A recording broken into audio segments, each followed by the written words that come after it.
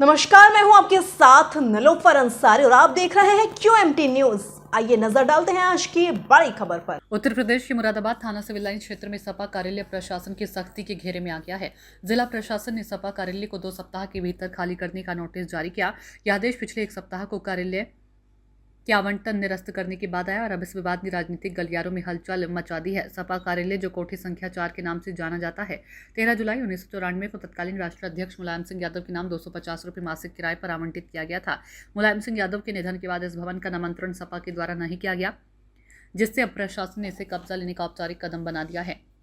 ADM वित्त ममता मालवीय ने सपा जिलाध्यक्ष को पूर्व में भेजे गए नोटिस में साफ कहा था कि भवन को 1 महीने के भीतर खाली कर जिला प्रशासन को सौंपे, अन्यथा प्रतिदिन 1000 रुपये का हर्जाना वसूला जाएगा। सत्य यह है कि शासन आदेश के अनुसार किसी भी आवासीय या व्यावसायिक भवन का आवंटन 15 वर्ष से अधिक नहीं होना चाहिए, जबकि उक्त सपा भवन को 30 साल से अधिक समय हो चुका है। यही कारण है कि अब प्रशासन ने कार्रवाई का फैसला लिया और भवन को नगर निगम के कब्जे में लेने की प्रक्रिया शुरू कर दी है।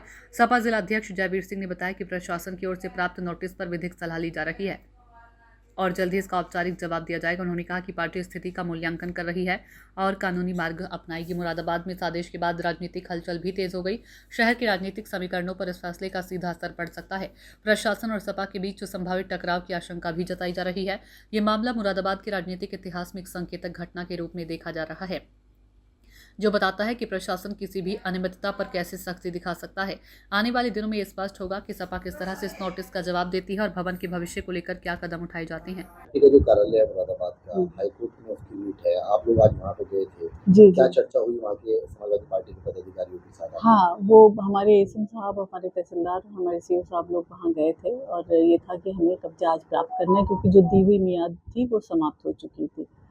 पर वहाँ जाने पे वहाँ बताया उन लोगों ने कि भाई, उन्होंने आग्रह किया कि हमें 4 दिन का समय दे दिया जाए। 10 तारीख को जो स्वर्गीय मुलायम सिंह यादव जी की पुण्यतिथि है, तो उस सेलिब्रेशन के बाद, और प्लस उनको ये है कि उनका सामान वगैरह कुछ रखा हुआ है, पुराने डॉक्यूमेंट्स हैं जिसको उन्हें हटाना है, तो उसके हटाने के उपरांत ही वो कब्जा कह रहे हैं, हम स्वयं खाली कर रहे हैं। मतलब कितनी बार अभी तक उनको टाइम दे दिया गया है? टाइम 2 बार दिया गया है। एक बार तो एक जो सबसे पहली नोटिस दी गई थी, तो उसमें उनको 1 माह का समय दिया गया था। उसके बाद जब फाइनल उनको इविक्शन ऑर्डर हमने दिया, तो उसमें उनको 15 दिन का समय दिया गया। तो अभी खाली कराने के लिए क्या होता है? वो 4 दिन का समय उन्होंने मांगा, तो उनको 4 दिन का समय हमने अतिरिक्त प्रदान किया। अगली कार्रवाई 11 तारीख को फिर संपन्न। 4 दिन में अगर हाईकोर्ट में कोई इसके आता है, कोई आदेश आता है, तो आगे जो आगामी कार्रवाई है वो आप नहीं कर सकते? सिर्फ हाईकोर्ट के निर्देशन में ही होगी, जो भी होगा।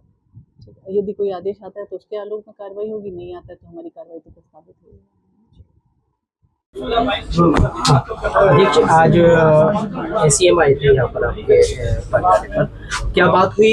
टाइम खत्म हो चुका था, अवधि खत्म हो चुकी थी समय की, क्या बातचीत? आप लोगों के सामने ही बातचीत हुई है।